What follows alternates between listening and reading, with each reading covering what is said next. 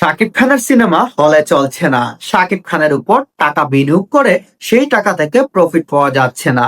হঠাৎ করে এমন মন্তব্য কেন মেগাস্টার শাকিব খানকে নিয়ে? চলুন বিস্তারিত সবাই এক নজরে জেনে নেই।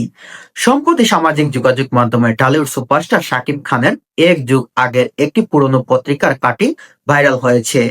বিনিয়োগকারীরা দেউলিয়া, লাভবান শুধু শাকিব খান, এমন করা শিরোনামে সেই প্রতিবেদনটি 2011 থেকে 2012 সালের প্রেক্ষাপটে লেখা।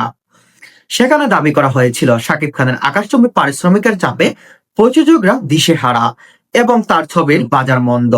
তবে এক যুগ পর আজকের বাস্তবতা সেই সময়কে ভবিষ্যৎবাণীকে সম্পূর্ণ ভুল প্রমাণ করে দিল। 2011 সাল থেকে 2012 সালের দিকে মেগাস্টার শাকিব খানের সিনেমা হলে তেমন একটা চলতো না।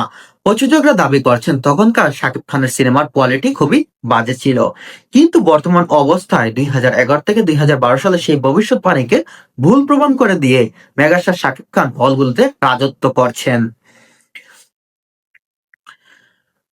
ভাইরাল হওয়া সেই প্রতিবেদনে 2011 সালের মুক্তিপ্রাপ্ত শাকিব খানের 13টি ছবির একটি তালিকা দেওয়া হয়েছে।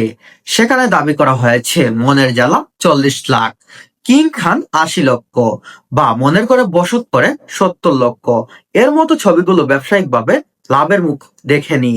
এমনকি সেই সময়ে চলচ্চিত্রের বিশ্লেষকদের মতে শাকিব খানের উচ্চ পারিশ্রমিকে ইন্ডাস্ট্রিকে ধ্বংসের মুখে ঠেলে দিচ্ছে।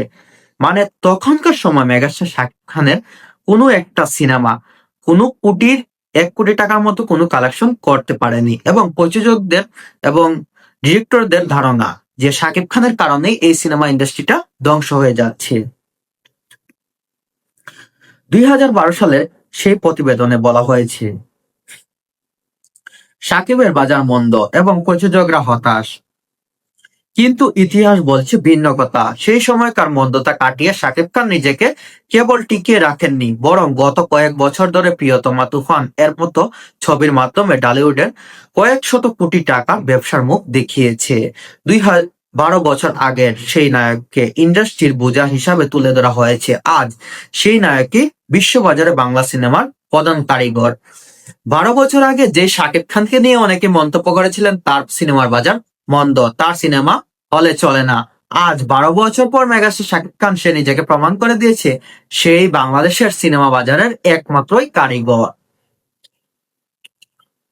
চলচ্চিত্র যোদ্ধাদের মতে 2011 থেকে 2012 সালের দিকে শাকিব খানের সংখ্যায় অনেক বেশি ছবি করতেন, যার মানে মান নিয়ে প্রশ্ন ছিল। কিন্তু সময়ের সাথে সাথে তিনি কাজ ধরন বদলান। এখন তিনি বছরে ডজন খানেক ছবি না করে অল্প কিছু বড় বাজেটের ও মানসম্মত কাজ করছেন। ফলে বিনিয়োগকারীরা এখন আর দেউলিয়া হচ্ছেন না, বরং শাকিব খানের ছবির উপর বাজি ধরে রেকর্ড পরিমাণ মুনাফা তুলছেন। মানে শাকিব খান একটা সময় ছিল এক বছরে ডজন খানেক সিনেমায় অভিনয় করতেন, কিন্তু বর্তমান সময়ে শাকিব খানের যে দাপট, তিনি বছরে একটি সিনেমায় অভিনয় করেন, আর সেই সিনেমাটি তিনি ইন্ডাস্ট্রিতে দাপট দিয়ে বেরিয়ে যান।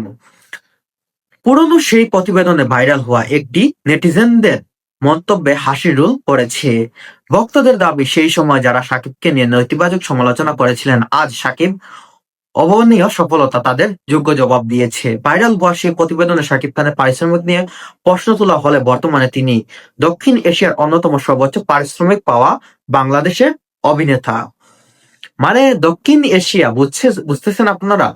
দক্ষিণ এশিয়ার মধ্যে সর্বোচ্চ পারিশ্রমিক পাওয়া একজন বাংলাদেশি অভিনেতা হলেন মেগাস্টার শাকিব খান। এক যুগ আগে সেই হতাশ প্রযোজকদের শখ উড়িয়ে দিয়ে শাকিব খান আজ এক অন্য উচ্চতা, যেখানে তিনি নিজেকে কখনো